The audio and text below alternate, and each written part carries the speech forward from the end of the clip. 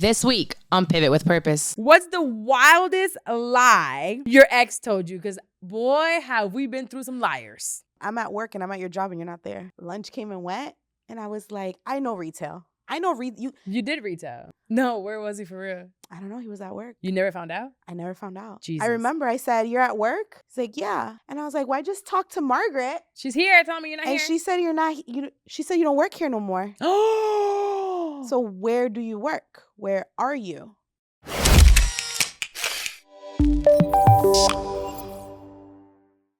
Welcome back to another episode. This is a special one. I know I say that all the time, but it really, really is special because if you're noticing, this is our 200th episode of Pivot with Purpose.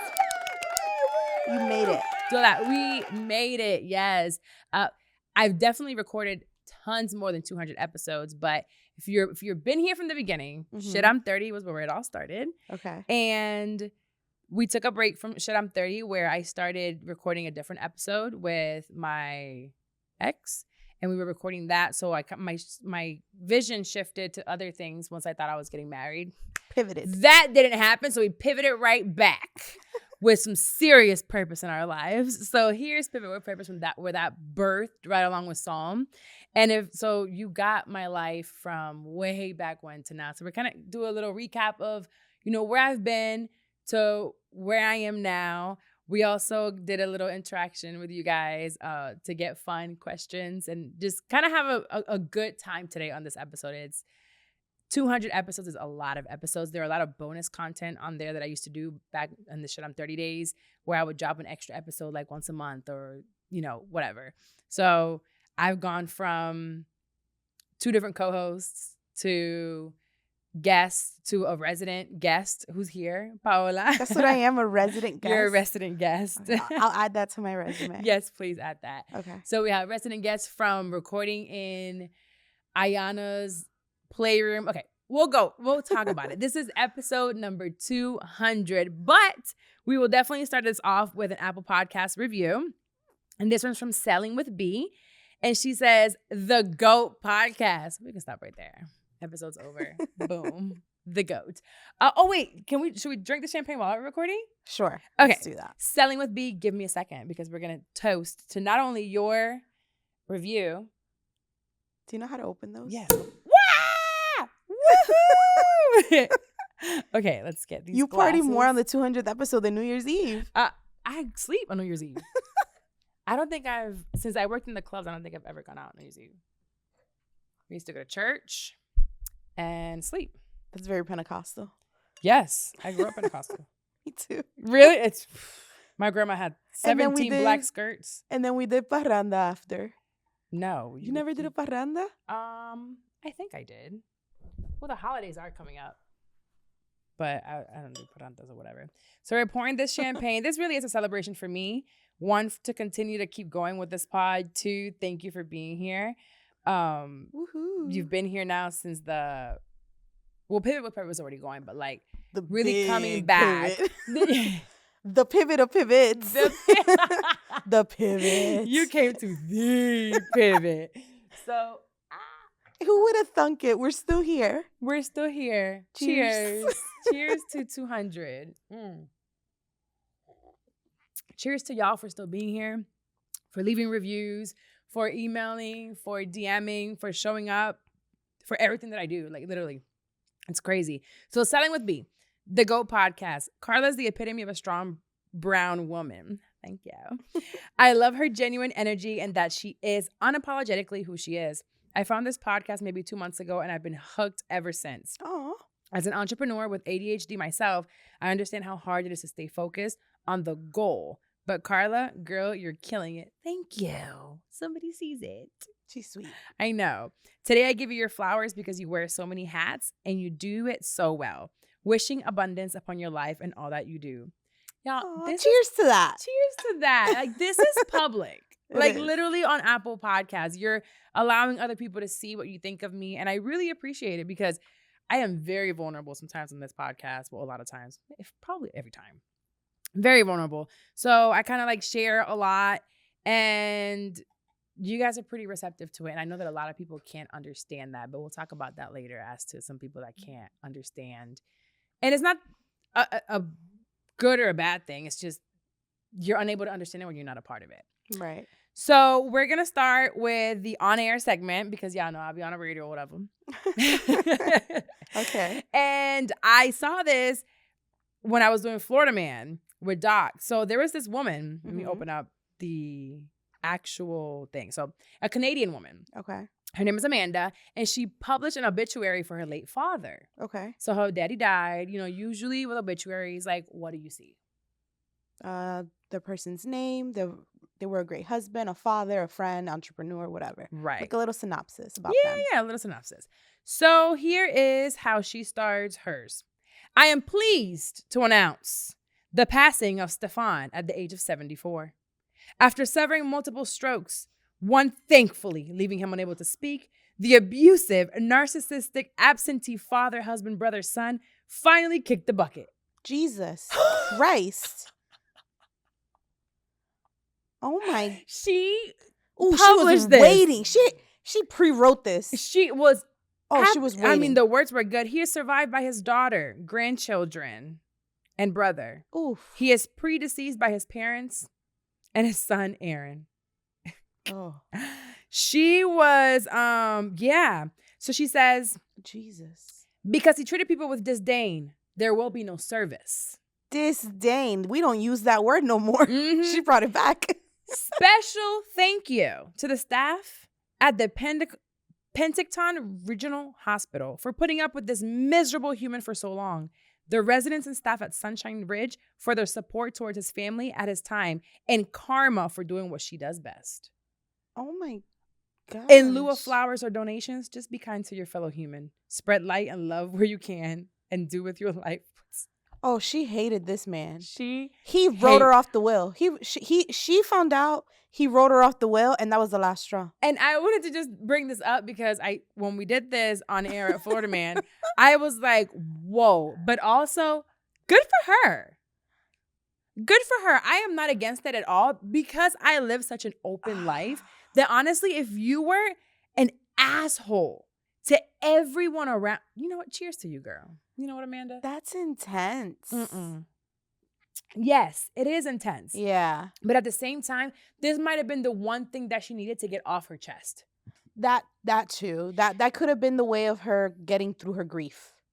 Yes. And then I would definitely say go to therapy because you could have also wrote this in a journal. But I feel like there might have been an exposure part of this. Like, I want to let everyone else know that he treated like shit, that you are seen. We knew what was up. Mm-hmm. Like, let me validate you. This guy was an asshole and abusive and whatever else. I just hope nobody leaves an obituary like that for me. Listen, He had to have been bad. Like, as bad as my mom has been, I don't think I would do that. I hope not. No, I wouldn't. So he had to be really bad. Also, I go to therapy. So maybe untherapied Carla might. I think that's a very like, that was something that was weighing on her. Like, she needed to get it out of her to be able to continue to live her life. And she got it out. But if that's what you need to do, you know what? More power to you. I think it was great. And I don't have an issue with it. If you feel like you want to put an obituary out for someone, you got to pay for it. It's like $100 and some odd. Oh, she was saving for this. She's been, eso tenía su propia cuenta. She's been saving. Right. She's been the saving. Savings, for sure. Oh, she was the first one they printed. She wanted to be at the front with the big font. So there are also guidelines as to what you can put in an obituary. Really? Yeah. So you can't just put whatever. But this, clearly, all that passed. What are the guidelines? I have no idea. There is none. Yeah. There whatever is the none. guidelines. Maybe no cuss words. She was very articulate with her words. What are the guidelines if this made it through? I think the guidelines are no cussing. That has to be the only one. It has to be the it. Well, there was another article that I saw that I wanted to go ahead and bring up, and it's that science has developed a new internet addiction spectrum. So now we have a new spectrum. All kinds of ADHD spectrum. There is autism spectrum. There's narcissistic spectrum. Now there is internet addiction spectrum. Okay. So if I pull up the picture here, we'll see where we fall, kind of, into it.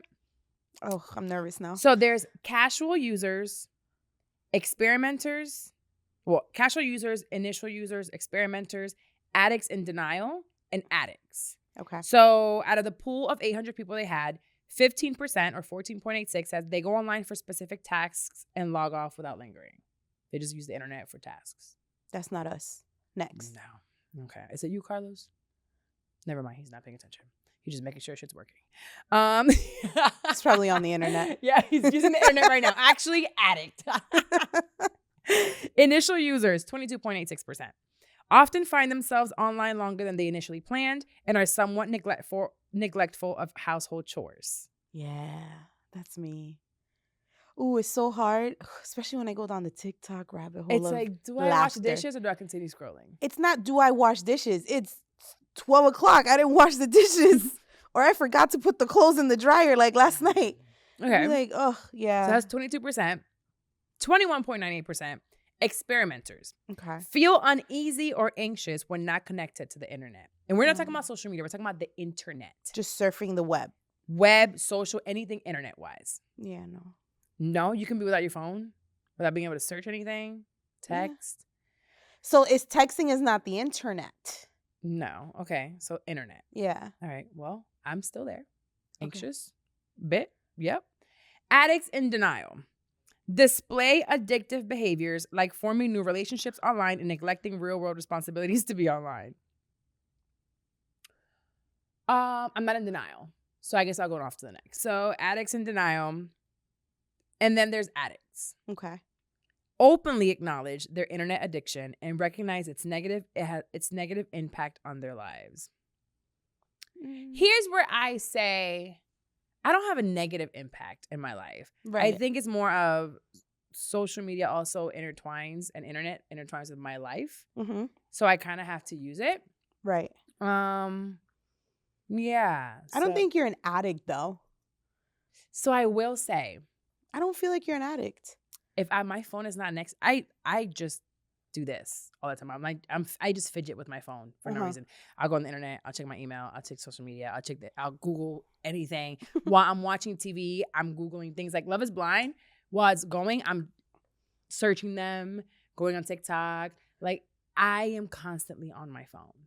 So I think I would say addicted. If I don't have my phone, I would probably have withdrawals. Really? Mm-hmm.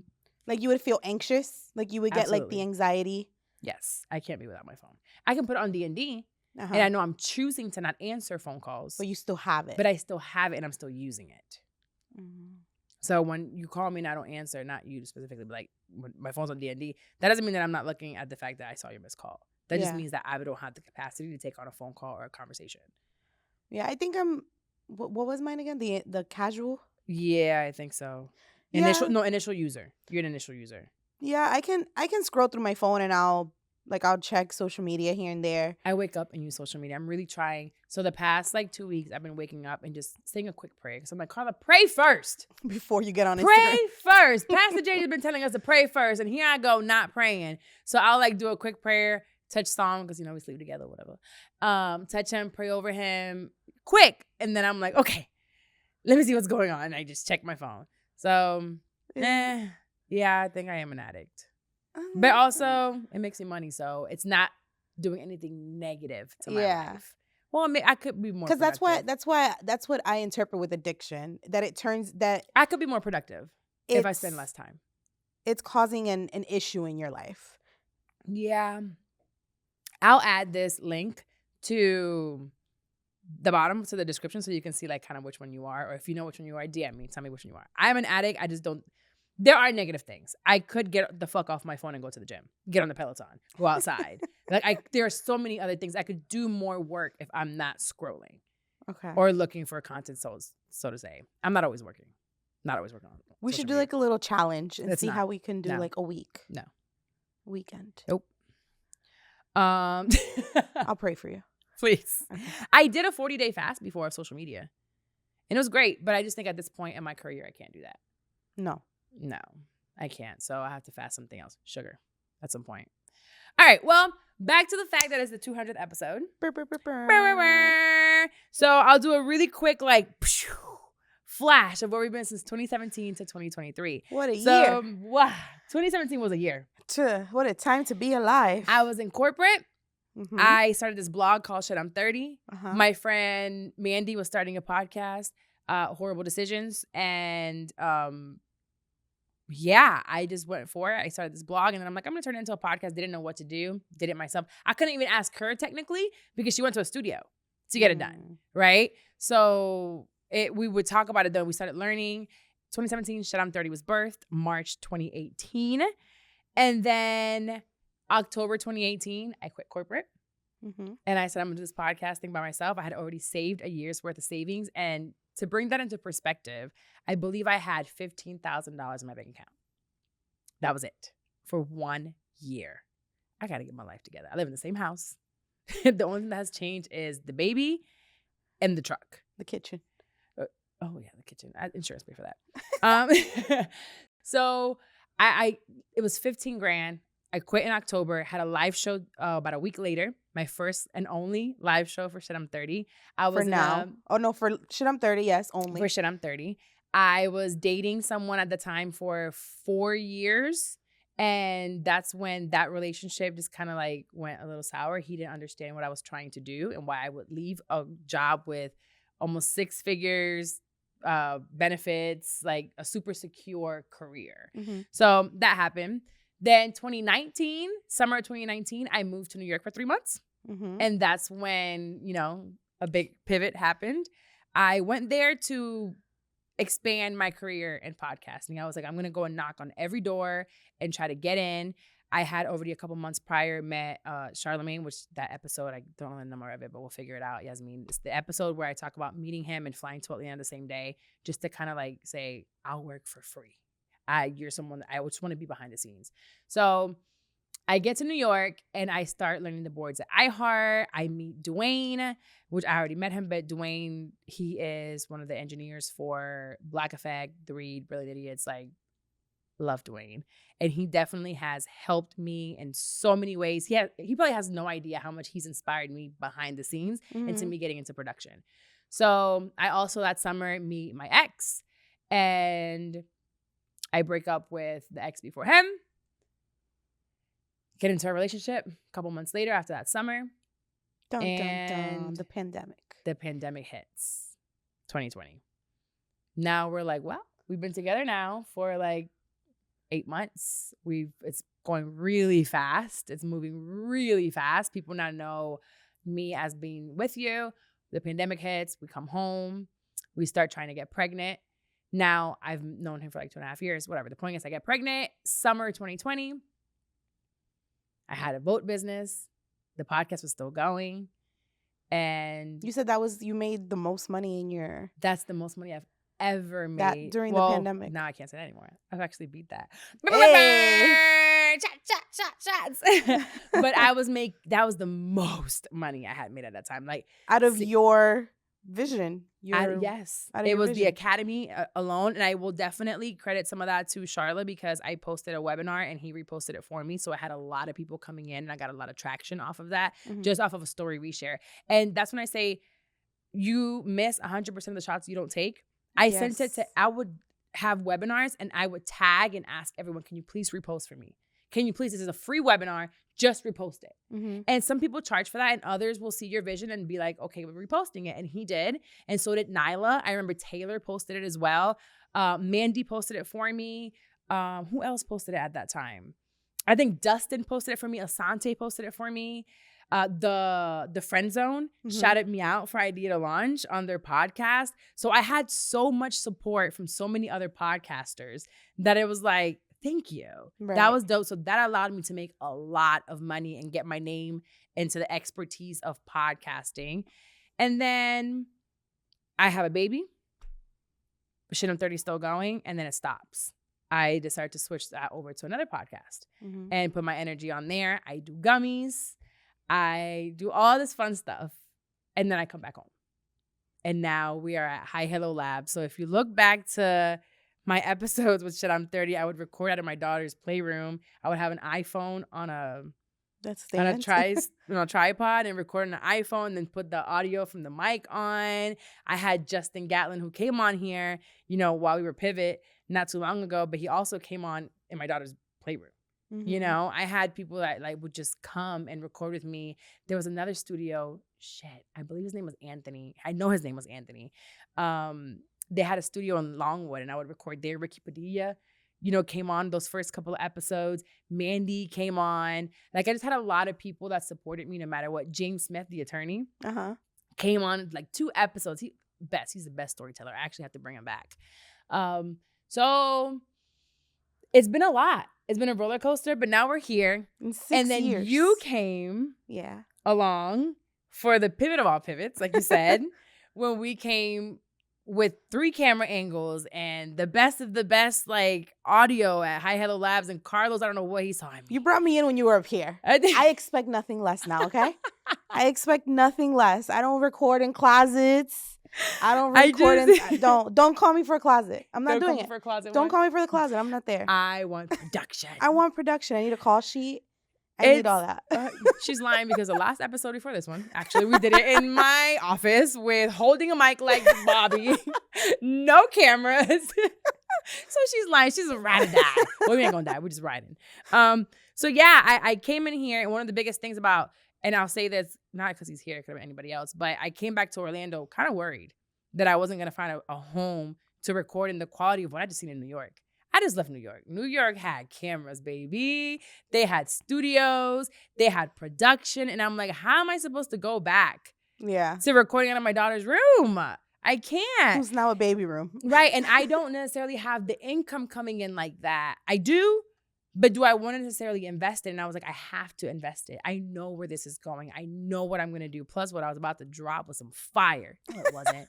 I gave y'all a quick little teaser and y'all bit. It's called clickbait and marketing. Have you noticed that Charlotte has been a pivotal, integral part but he's launching I've told him this since the awesomeness. beginning.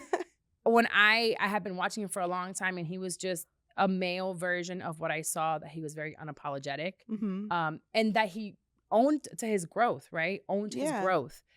He was okay with saying, I believe that then, but not now. Right. You know? He's one of the few people that has been very open about that. Now so more people are jumping in on that bandwagon. But I can say, like, from listening to him with Brilliant and watching him, like, even on Breakfast Club and stuff like that, he's like, if you can't change your mind or change your perspective on things, there's something wrong with you. Like, and you can't think the same. It wasn't even for podcasting that I looked up to him. I wanted radio. My thing was radio. When I went to him, it was like, I want to be radio. I'm about to have the radio. When I quit my job, it wasn't for podcasting. It was for a radio opportunity here in Orlando on a morning show that ended up saying no to me.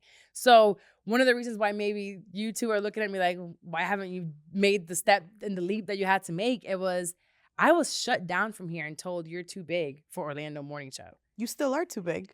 You've gotten bigger. And I don't want that to be why I can't bring something to my city.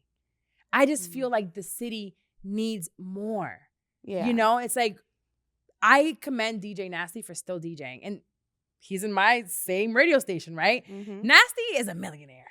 Literally. He works like he crazy. Opens for Beyonce. He is with Khaled. He's doing all these things. And I really look up to Nasty because no matter what, he's been on the radio locally since I was in school. Right. Literally since I was in school. So it's like, if he has that work ethic, why can't I? If he wants to rep for his city, why can't I? I understand that my brand might be a bit bigger right now, but at the end of the day, maybe I can give someone hope here locally in Orlando where when I came back and saw that Carlos had this place had just opened, I'm like, thank you, Jesus.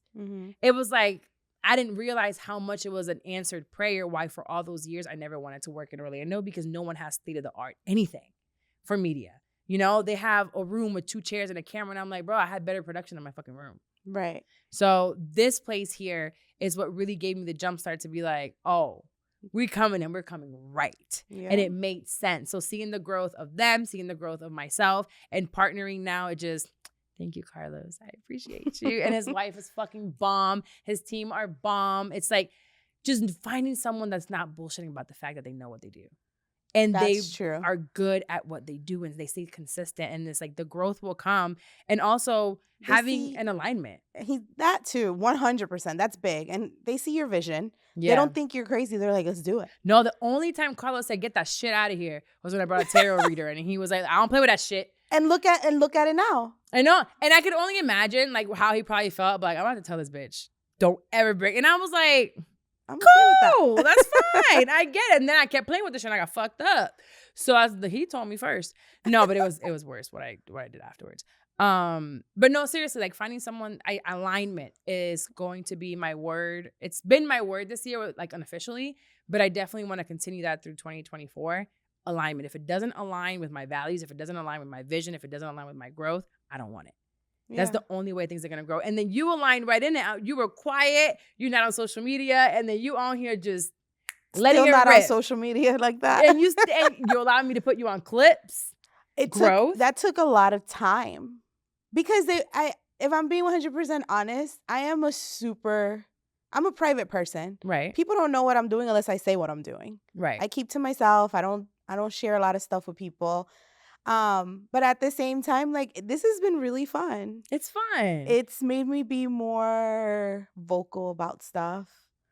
And I think that this show has always brought me money. Not necessarily as much money. Like, I will never lie to you and say, hey, this show is what's brought me, like, the multiple six figures. Yes, it has brought six figures in, but it's me using this platform as a vessel for other businesses within the same space that have brought me the money. Right. So sometimes when people come out here and be like, oh, start a podcast, you're going to make 7 figures, 6 figures right away, they're bullshitting you because it takes a lot of work and you have to have some type of strategy to bring that money in a different way. Now, yes, they're coming in more often and I love that for us, but I've cashed in the past year on twice because it takes sometimes 4-5 months since you air an ad to get paid. So you've taught me that. I didn't know the business aspect of it. I always wondered, like, how do you make money out of this? Mm-hmm. Like, how does it work? I have to front a lot of the money. Yeah, that, and then at the same time, you have a plan. Mm-hmm. You're honest. You will tell. I've been on strategy calls with you before. I've been on meetings with you before when I was your admin, not for funsies. And you tell people, like, do you want to do this? Why do you want to do this? Why? Why do you want to do it? Because if it's for money, I'm not doing this just for you to get money because you may not make a lot of money. It is crazy because it's like, I'll tell you, you have to pay me. Yeah. Because the production costs. Right. But I can't promise you money right away. Right. Now, I can promise you that if we are consistent and we have a plan, the money will come in. Yeah. When, I can't tell you, I don't have Miss Cleo's ball.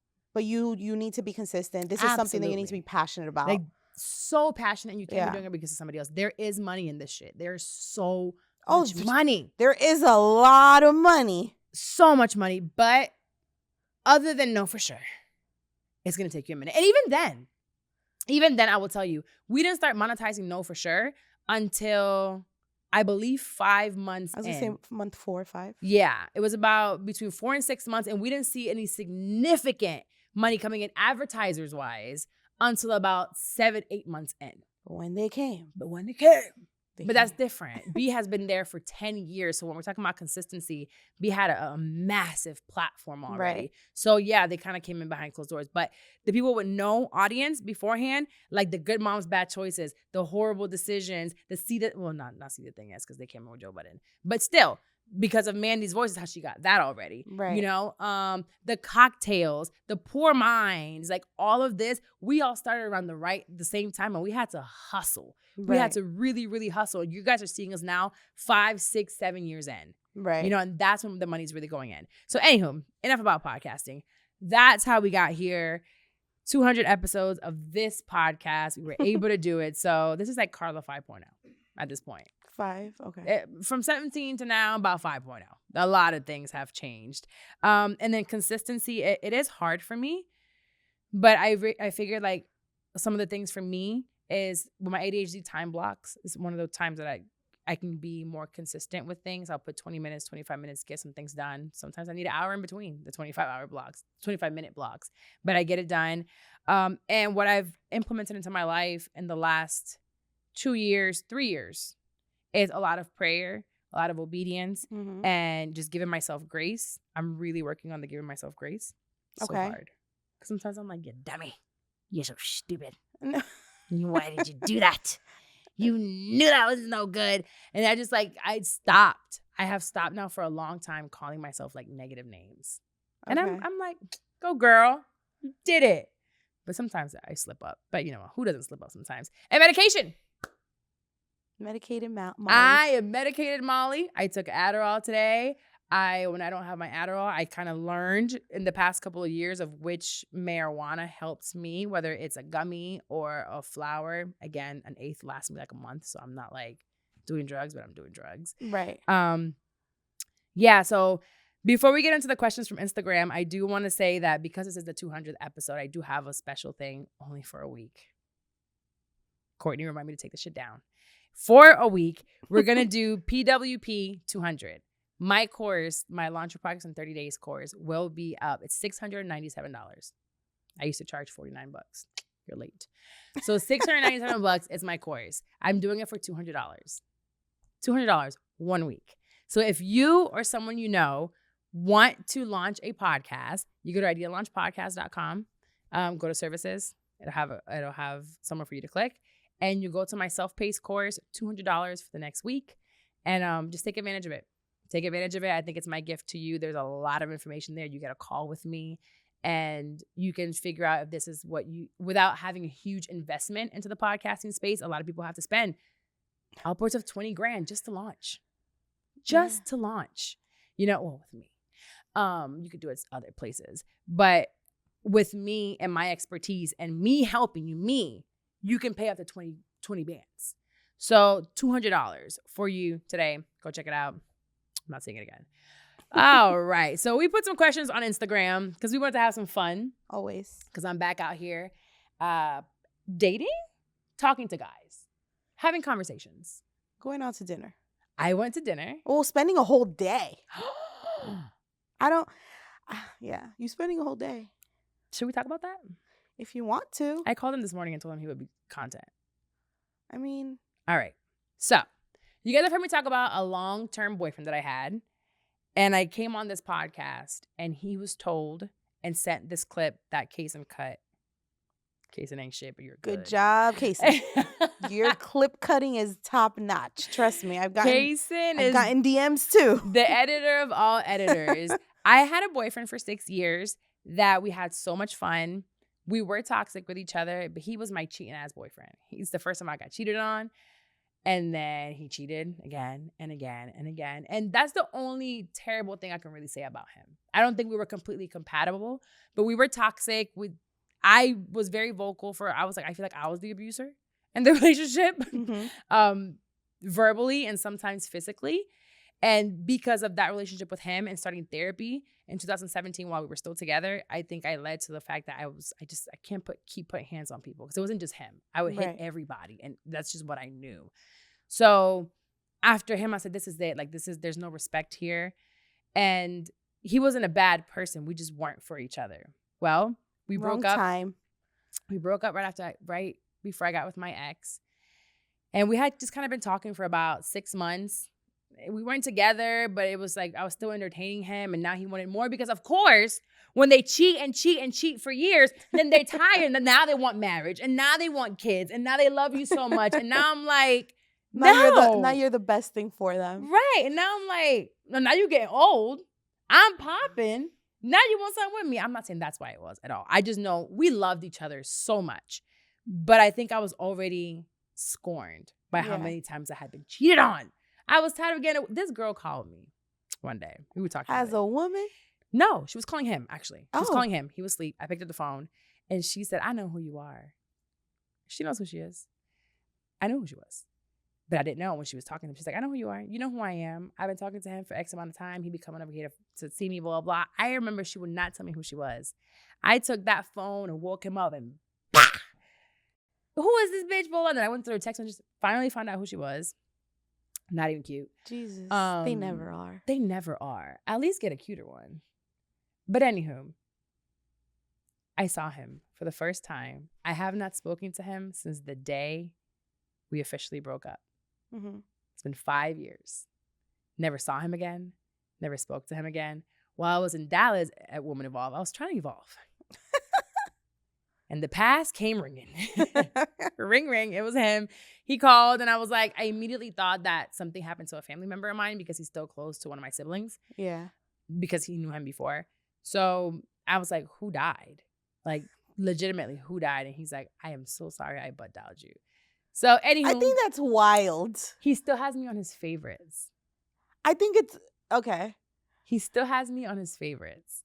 And I didn't believe him. Now, after 2 weeks of kind of like texting here and there, back and forth, we met up and we went to a bar. He knows the way to your heart. Food. He started texting me right after that first conversation, sending me restaurants, talking to me about food. I'm like, my fat ass love to eat. That was our love language. We hit up every restaurant. Take notes, guys. There's a couple new restaurants in the city she hasn't been to yet. Take me to eat and take me on a boat. And you got me. But we met up and it hasn't been anything of like romantic or sexual, but I said a couple of weeks ago on this podcast that I would apologize to him if I ever ran into him. It had just been in my heart. I knew that the way that I went about things, but I just needed to let go of him, right? Mm-hmm. And at that time, he was fighting for my love again. And I'm like, it's not going to work. It's just not. And I said some really mean things that were unnecessary. Mm-hmm. So I wanted to apologize for that, for the way I went about it. And yeah, we met up and it was dope. We spent the whole freaking day together, like 7 hours together. We drank, we ate. He told me that now he's a master at ghosting women. And I said, well, where was that at when we were together? Because you couldn't leave them bitches alone. Now you're talking about, I just, they start talking to me and then I can just, boom, dead them. I don't talk to them again. I'm like, that's all I ever asked for you to cut these hoes off and now you do it. Good job. Good fucking job. Then, I can't believe it. I said, yeah, you try to tell me this like it's a good thing, but it's actually, fuck you. And so you were capable of doing this. Right. He told me, I didn't know how angry he was at me. He said, no, he's not angry at me at all. And he understood. He was like, I had some indiscretions in our relationship. Indiscretion. He used the words indiscretion. Throwback word. He's about to be 44. He is old. He still looks the same. He definitely has the Benjamin Button disease. He looks exactly the same. And it was nice to see him. It was nice to close that chapter. I think that, again, he was never a bad person. We just weren't the people for each other. Uh-huh. And it just reminded me that I am good with all my exes except the last one. You think you'll ever get to that space with your last one? You think you'll ever be able to go to a restaurant and have dinner and talk? Nothing romantic, just have a conversation like two people. I think that there have to be a lot of changes. Mm-hmm. That wasn't just a breakup, It was a lot. It was a lot, and I think there's a personality disorder there that has to be acknowledged, and I just don't think he's the type of person that I would want in my life or my son's life. Right. Until he makes some changes that I don't think will come. I'm not hopeful. I pray about it all the time. Oh, the word is not hopeful because I am hopeful. I'm not, what's the word I'm looking for? Realistically, I don't know how it will happen. You're not expecting for anything to change. No. You don't expect anything to change for the better. I think they're incapable of changing for the better. Oh, 1,000%. I don't think they have it in them. They don't have the toolbox and he doesn't want to get any better. So that, and it's like for some crazy reason, like even if doesn't matter how much time has gone by. No. They can still gaslight you. I am going to drink to this because it is sad. It's so sad. Oh, I know. Because I very recently, wished death upon someone. Yeah, I don't want to go. See, I don't want to get to that. And this is why I can now sit and talk to this ex. And him and I can have a conversation and acknowledge the things that we've been through, right? You cheated.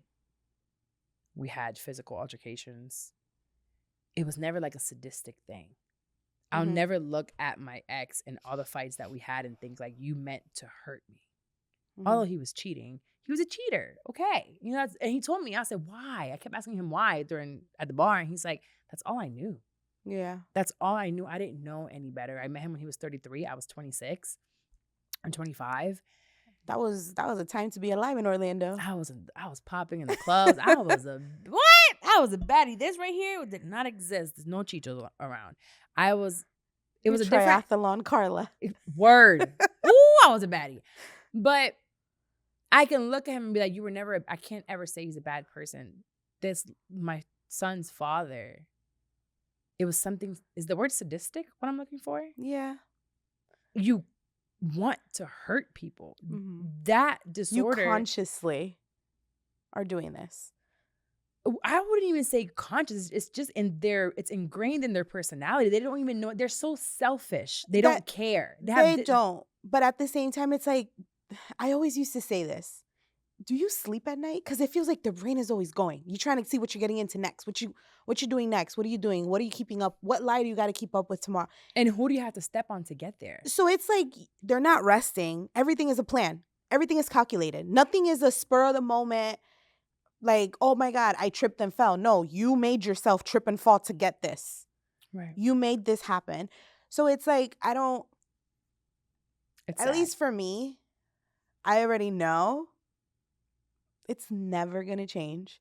And I had a conversation with that person not too long ago. You did. And I literally said the two places me and you are ever going to be in the same room is in a courthouse or a wake. And I'm not going to be the one that's dead.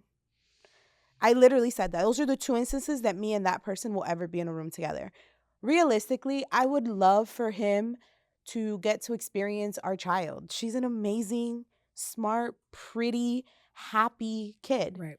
But for the fact that you can manipulate a child, that I can't let that happen. I can't let you manipulate her or be around her enough to where she may think And she gets influenced. that I don't want her to ever be like, oh, we got to help daddy because no, we don't. We don't help. No. I don't ever want that to happen. I don't ever want her to be let down. I mean, that's going to happen regardless. And I think we shield our kids a lot. And I'll never stop if he were to say one day, like, hey, I want to stop by for a birthday party. I don't think I would say no. I think I make enough money at this point where it won't piss me off. Like, I paid for all of this and you can't come by. Come through, act right for a couple hours, right? I would love for him to at least know who you are, but also know that you're incapable of being a father. My daughter forgot his name. Yeah. We were on a My walk. son don't know his name. We were on a walk and she was talking about like where names come from. Like where, and I told her, she's like, well, where do last names come from? I was like, well, last names usually come from the parents, the dad. She's like, okay, so my last name is Williams and your name is Acevedo and my sister's name is this and that and the third. And she's like, she kind of looked at me and she's like, I got a question, because that's her favorite thing. I got a question. And then I was like, what? She's like, what's my daddy's name? Shit. And I was like, you don't remember? She was like, no. I was like, it starts with an A. And she's like, oh my God, they both start with the same. Ugh, another thing we have in common. Jesus. She's like, I don't know. Like, she really couldn't. Wow. And I told her the name, and it was like, it wasn't like, oh yeah, that's his name. It was like, oh, okay, that's his name. We just don't know. And I don't know how, wow. On this day 5 years ago, Charlotte and I. Oh, look at that. Look at Kismet. that. Okay, well, I'm not gonna cry on this episode. Oh my God, why are you gonna cry? Because it's sad. What part? The 200 episodes or what we're talking about? Why are we sad? We were just celebrating. It's sad that these people will never experience their children. It's sad that these people will never. Look at the positive. They're never going to experience being let down like that. They're not going to experience. They experience it. I'm sorry, but they experience it because one of the last things that dude said to me was like, that's why you don't sleep and you have panic attacks at night and you wake up with these panic attacks. And I wanted to be like, actually, I don't get those anymore. I was getting them those towards the end. I didn't realize you were causing them. My body was reacting to sleeping next to you and I had no idea. Mm-hmm. We just thought my anxiety was coming back and we couldn't pinpoint where it was coming from. I couldn't because I had no idea what I was going through, but my body did. And now sometimes I'll look and I'll creep. I ain't scared to say I got a Finsta. Bitch, I'll be looking at your shit sometimes. You know, you don't know it's me, but it's me. And I'll look and it's all hours of the night posting things. Up at and night. I'm like, bro, you said all that to me because you're up night. I'm asleep. 8 o'clock, baby. Me and Psalm cuddled up. You know, sometimes I'll wake up, but I'm up by 4 a.m., you know? Yeah. That's my schedule now. And I'm looking at the fact that you can't sleep. So it does catch up to you. There's no sleep for the wicked. There is no sleep for the wicked, baby. And all I know is that I have to stay obedient and I will continue every night when I pray with the baby. And I really try to be intentional to get him to say Jesus, but maybe I'm like, let one of the words be Jesus or amen. But it's not yet. It's that one day you could do better for yourself. Even if it's for yourself. You're such a good person. I feel like the Lord has so many things on his plate. He don't need to be worried about this raggedy. for your raggedy one. It's raggedy. I don't think I want. That's why I'm so hopeful to find Psalm's stepdad. It's gonna be his daddy. It's gonna be his daddy. It's gonna be my husband. We're gonna have such a good time. My Russell Wilson is out there. It's Russell Wilson, right? Yes. And my it's Russell Wilson is out there. We'll see how it pans out. We'll check back in another 200 episodes and see if anybody stepped up to the plate I'll let you know. and is Episode taking 300. Sami outside. Episode 300, that'll be in 2 years. Okay. Wow. Episode 300, we might see something. Ooh, that's a long time. I decided to include you guys into some of these questions that I put on social media, and they were fun. I figured they would be like just something fun for us to do because I'm not crying. I know, No. Carlos, I appreciate you for the tissue. I'm not doing it. Not today. Fuck them niggas. Not doing it. All right, so a few quick questions before we get out of here and we do a letter. So the question we asked y'all was, what's the wildest lie your ex told you? Because boy, have we been through some liars. So let's see. The lies. The lie. What's the wildest lie your ex ever told you? Or an ex? An ex. Well, the wildest lie an ex ever told me was that he had it for the rent. Then the landlord called saying he was being evicted. So I was like, I thought you had it. I ain't put my name on this lease. I own my home. So yeah, I think that was the biggest lie. I can afford this place when you can't. That might be the first one. Can you think of one? For me, yeah. I'm at work and I'm at your job and you're not there. I'm calling. Hey, where are you? I'm at work. And you're there? I was standing in the. Where do you work at? At the time, Nordstrom Rack. Stop. So you can walk into the job. I took the baby because I was on maternity leave and I needed to get out of the house. I was bored. Plus, I wanted to go shopping. He told me so many great things about this store. I had never gone to it personally. I hadn't gone to it. So you're like, I would love to experience it. I was like, yeah, I want to go see it. Why not? I don't got nothing else to do. I'm on maternity leave. So I'm like walking around and I'm like, maybe he's on lunch. Lunch came and went. And I was like, I know retail. I know You did retail. Don't lie to me. I know fucking retail from the top to the bottom. You can't lie to me about retail. So where was he? He was at work. No, where was he for real? I don't know. He was at work. You never found out? I never found out. Jesus. I remember I said, you're at work? He's like, yeah. And I was like, well, I just talked to Margaret. She's here. Tell me you're not here. And she said you're not. She said you don't work here no more. Oh. So where do you work? Where are you? Where are you? I'm here with the baby. And then he hung up. Perfect. Coward. Yeah, at least I would have been like, I'm deep in some vagina. You know, own up to it. Own up to it. Baby was in jail. Well, I asked you guys this question and I got some amazing answers. Let's scroll down. Ooh, more than I thought. So this one is from, they're all anonymous. If I shout at you and said yours, just laugh over there by yourself.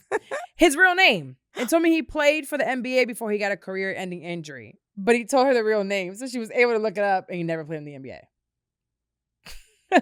All right. Okay, John. That he wasn't an addict. Ooh. He was an addict. That's strong. You gotta walk away from that. You gotta walk away from that. I mean, it depends if you into that. She had a baby with him. This one I know. Oof. The number of children on the baby shower invitation was a miscalculation. Wait, what? The number of children on the baby shower invitation was a miscalculation. Wait, what? So you were having multiple children at the same time? We need, whoever sent that, I need more details. We definitely need more details. Just Pale, send me a DM. I need the rest of the story. I don't know. This one, ooh. See, I'm about to fuck him up. I don't know how those scratches got on my back. It was a cat. Did a gator? I hope a gator got you, and I hope you called the police. Had to have been. I need a report. Right now, 911. Yeah. This supernatural. You don't know? You don't know how those scratches... I'm about to give you a couple, and you know where these coming from right now. So you either tell me where those came, or I'm giving you some new ones. I'm giving you new ones. Well, we're doing better now, so we're not going to put hands on people. Not you, me not. Ooh, that I'm fat and ugly. I know that's right, baby. It was a lie because you was a baddie. Talking about I'm fat and ugly. Who? Where? No one's ever told me that. That's not what your friend said. Literally. I feel like guys always say that. Guys, oh yeah, my ex said that. He said, you will never. Oh. I said, do you know I have a recording February 27th. Save that for the book. when my book comes out, I have a recording where he The said, audible. no one Will will ever. want you with a baby, and no one will want you after me because you're my baby mama. Well, let me tell you something, baby. They wanting. They is wanting. So they will love to call you fat and ugly and nobody will want you. Honey, someone will Hey, always want you. ugly. This one said that he was shaving his pubic area to go on a business trip because hair was getting tangled. Bro, ¿qué? What? What does that have to do with business? Number one. What are you wearing? Like Number two, how do you fishnets on your know it's business trip? tangled? What's happening down there that you figured out it was tangled? Men wear like boxer briefs. Are you like just putting your fingers through your hair? Like when you bored y no te gusta? Like what? Keep His going. grandma died. That's messed up. I guess se murió right after. I hope not. I'm telling. So I have a homegirl actually, who she was married, and I actually went to the wedding. He lied and said to his work that his father had died. Didn't tell her that, but lied at work to leave with another bitch, and then said that he was at work to her. Told the job that his dad died. His dad died 2 months later, and he was perfectly healthy. So lo mató. Lo mató. I hope his dad is haunting him, That's just like, pulling his toes, how like you can say. he sleep? Pull your toes Pulling while you his sleep. toes. I I need more. These are fun. These are good. They couldn't wait to have a family with me. Then after 4 years said they didn't want kids. The hell? Planning, That's messed up. planning to have kids with me and everything, and then you keep me for 4 years and they say, nah, never mind.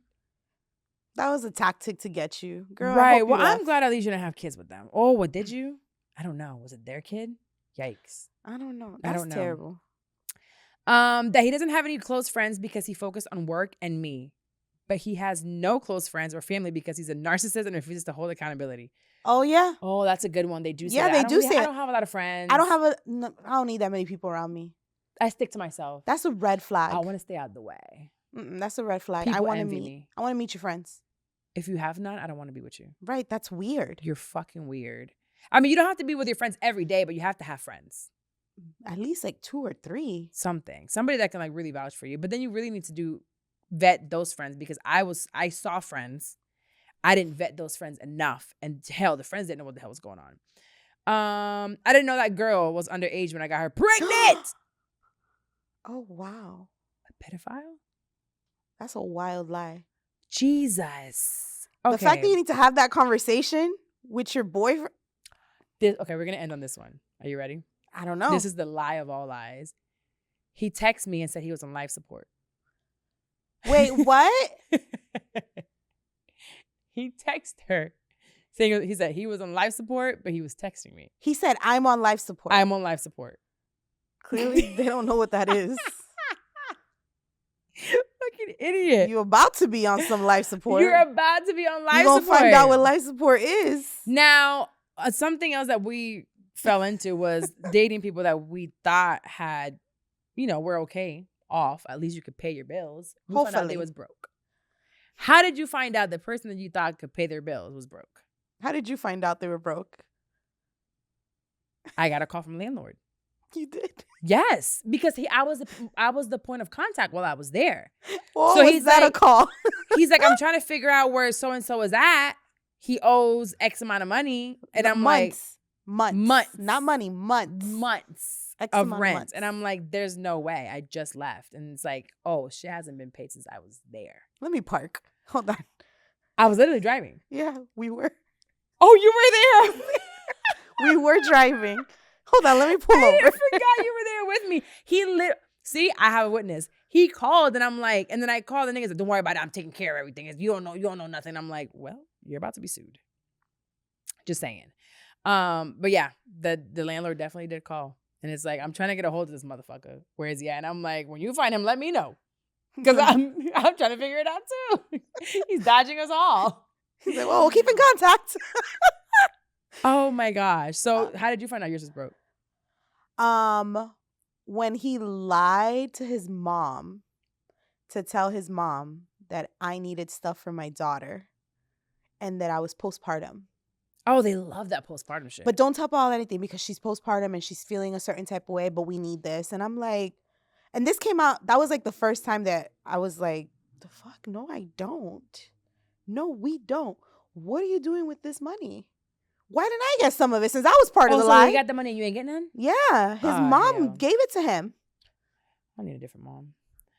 God bless her now, though. Thanks for the iPad. Shout out to her. Shout out grandma. Merry Christmas. Okay, so how did you guys find out that your man was broke? Carlos, you ever dated a broke chick? No? He said, I get them with money. Okay. He said, my wife got it. Nada más que caché. Okay, so this one, she said, he left his email open on my computer and I saw an overdraft email. Ooh. Oh, once I got that call from the landlord, I went down the rabbit hole. We did. It was so easy, You too. helped me to break into some of the stuff. We definitely saw some of that overdraft emails. Calls. Ooh, those overdraft emails are wild. I moved in with him. A week into it, I came home with... Wait, why go? I moved in with him. A week into it, she came home to an eviction notice. A week? A week? I still got boxes in the hallway. I haven't even unpacked my shoes, bitch. I just got here. We gotta go. You didn't know he needed you to pay the rent. I know. No. Don't unpack, girl. Just get out. Just get out. Take them out. Get out. Wow. At least it was 1 week. But what if she gave up her apartment? Oh my God. A week? Do you know how quick a week happens when you're moving? This is a good one. He unplugged everything in his house to save money. Used the oven and pulled that bitch out and unplugged it after. You know that doesn't do anything. Unplugging stuff doesn't do anything. It saves you probably like $20. If you ain't got $20, fuck. Not in Florida. The air conditioner alone. I saw another one that was really good. I'd be pissed. He got, this is a guy. So she got off work and her car was repoed. It wasn't there anymore. There was one that I saw that was good. Guys, I need you to send some trifling ones because that happens Here we to a go. lot of people. He asked me to help him with his car payment. And I was like, well, that's not too bad. She said it was under $200. Damn, that was a good interest rate if it was under... And you can't pay that? It's probably a long time ago. She's been with the same person for like 10 years. But you can... She's still with him? No. Oh. Jesus. I'm about to say, girl. He's doing better. No. I don't know who she's talking about on this one, but Less wow. than $200? Mm-mm. Let's do one more. A good one.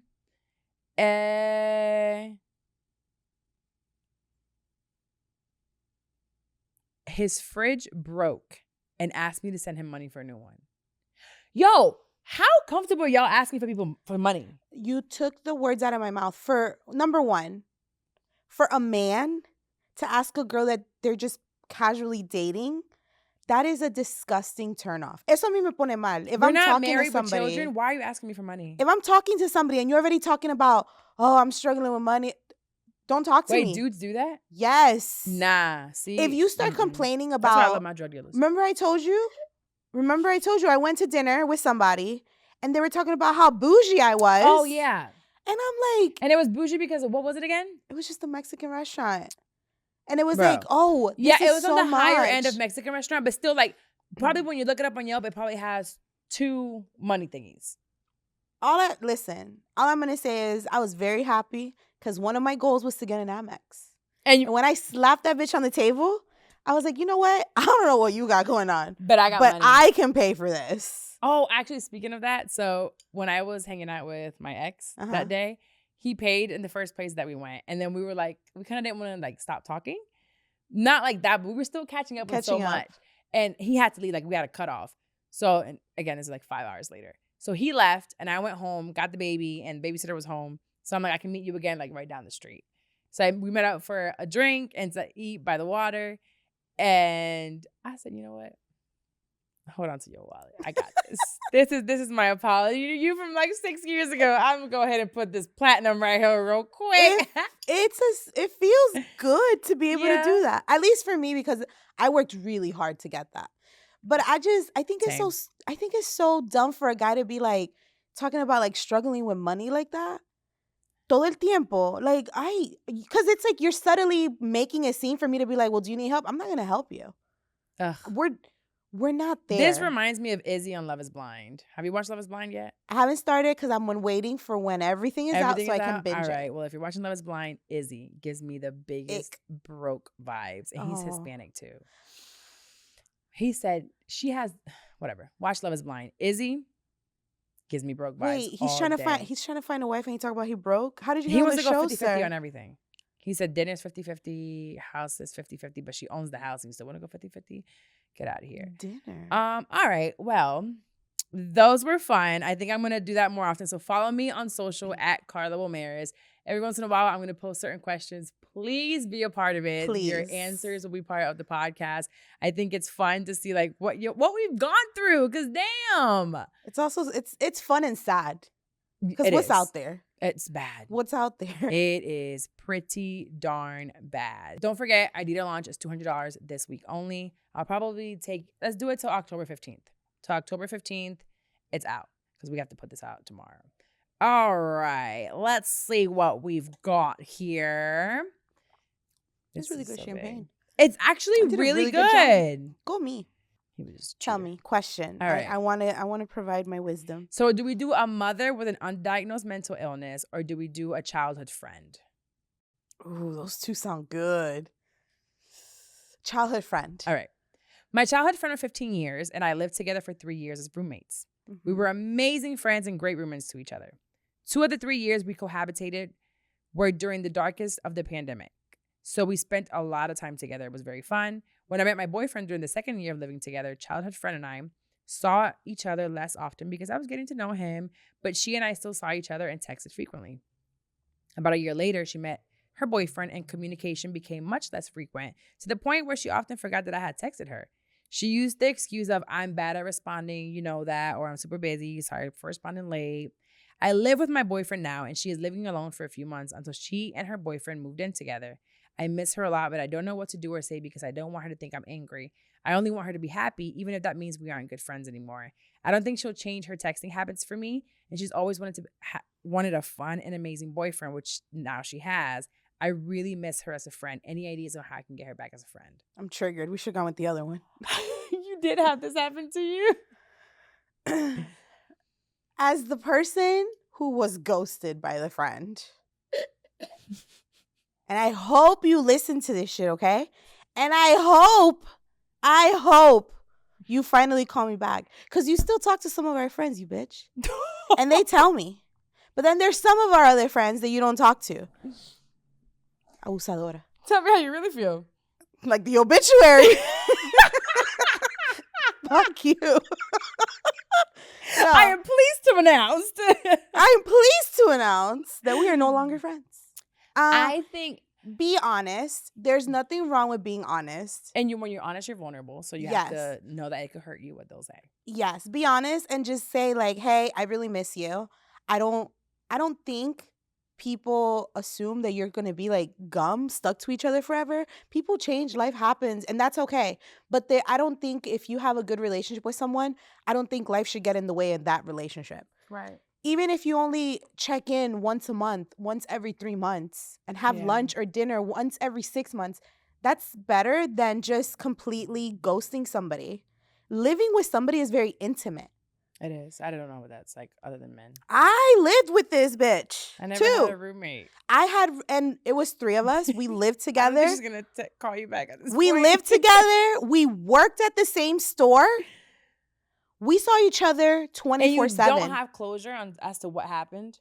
No. That's the worst. Listen, I would call her on this phone right now and put her on She's the not gonna answer. goddamn podcast. I will put her on the podcast. I hear you. So I've had this conversation with a friend of mine recently, and she shows up in a certain way for her friends. Her friends are a big deal in her life. And when people don't show up the same way back, it hurts her. And she's like, I can't be your friend. I'm good on you if you don't show up the same way, right? I'm working through it with her. She is intense. So, excuse me. I gave her the example of Dex and I. Uh-huh. With her, we talk almost every day. There's a lot for us to talk about. Dex and I don't talk every day. Mm-hmm. Dex actually doesn't communicate much. Mm-hmm. Sometimes she'll go days and won't answer. And I learned that is who she is. Mm-hmm. I show up very different. I can call her more often, or I can show up, and I'm okay with that because I know now after I wanted to fight her for not getting back to me, and she's just like, bitch, stop calling me. I don't want to talk. I'm tired. Fine.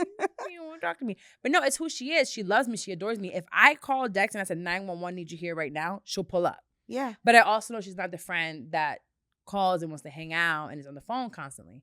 So I truly believe that relationships can evolve and it will not always be the same. You won't always show up the same way in a friendship. Oh, for sure. When you have a kid, shit changes. When you get have married, things change. And just know that you can have that conversation with them. It's like, what can work for you now for us to continue? And whatever their response is doesn't work for you, that doesn't work for you and it's fine. Yeah, like you said, there are friends that you are consistent. Like you talk to them every single day, but there's always that understanding that if I need you, right, you're gonna show up. And it's not like, oh my God, I need you, my shoe broke. Oh my God, I need you, my tire's out. It's, oh my God, I need you. I'm having a panic attack and I don't have anybody else. Can you pick up my son?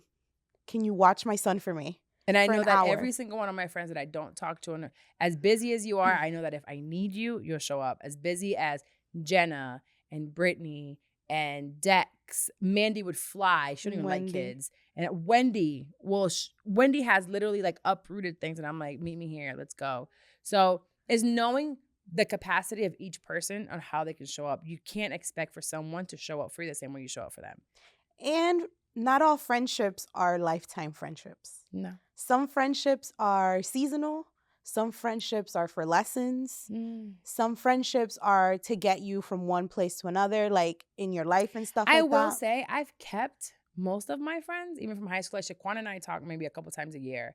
And Shaquan and I are like, she could call me today and say, show up to Tampa. She's an attorney now in Tampa. And I would show up in 2 seconds. Yeah. You know, and we barely talk.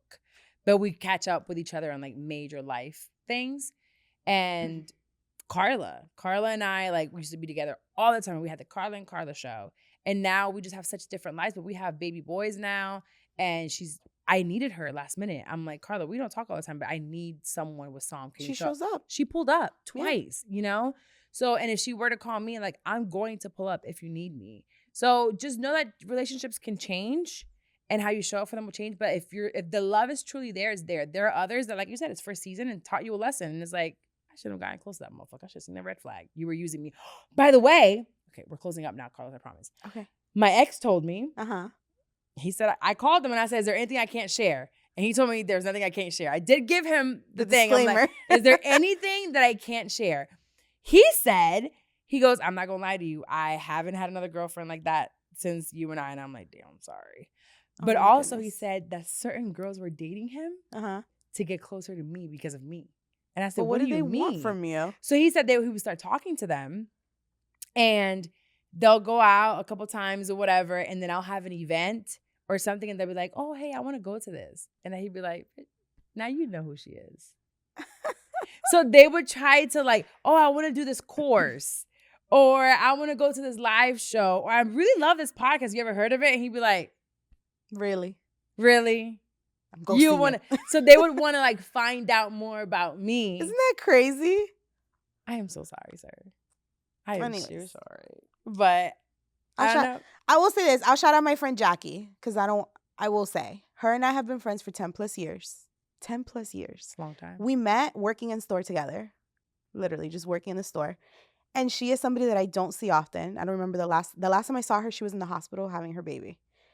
Didn't even know a lot of stuff was going on. She literally called me. She's like, I need you to come to the hospital with your mom. I need you to come pray for the baby and come pray for me because she had a really traumatic birth.